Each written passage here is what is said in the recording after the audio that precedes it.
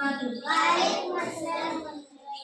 حامدا ومصليا أما بعد أعوذ بالله من الشيطان الرجيم بسم الله الرحمن الرحيم واعتصموا بحبل الله جميعا ولا تفرقوا.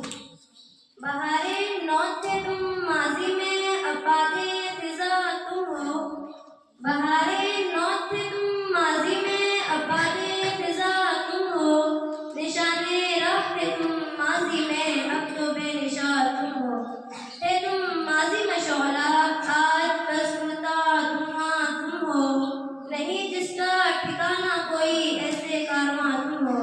حضرات و خواتین، اس دور پرفتن اور ناسازگار حالات میں عالم اسلام کی مسلمانوں کی حالت نہایت ہی افسوسناک اور الم انگیز ہوتی جا رہی ہے. ہر طرف اہل اسلام پہ الغار ہو رہی ہے.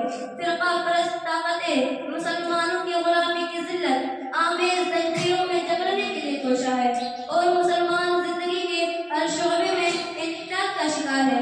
لیکن سوال یہ ہے کہ ایسا کیوں ہوا؟ مسلمانوں پر ایسے برے دن کیوں آئے اور جملستان اسلام پہ غزا کیوں کہ آئی؟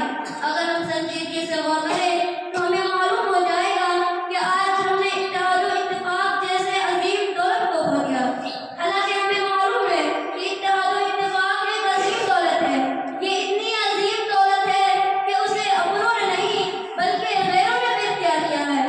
یہ وہ سرمایہ ہے جو قوم کی فلاح و بہبود کا ضامن ہے. اتحاد وہ سرمایہ ہے جو تمام معاشرے کی تقدم و ترقی میں بنیادی کردار رہا ہے. یہی وہ دولت ہے جس کے دم سے قوموں نے ترقی کی.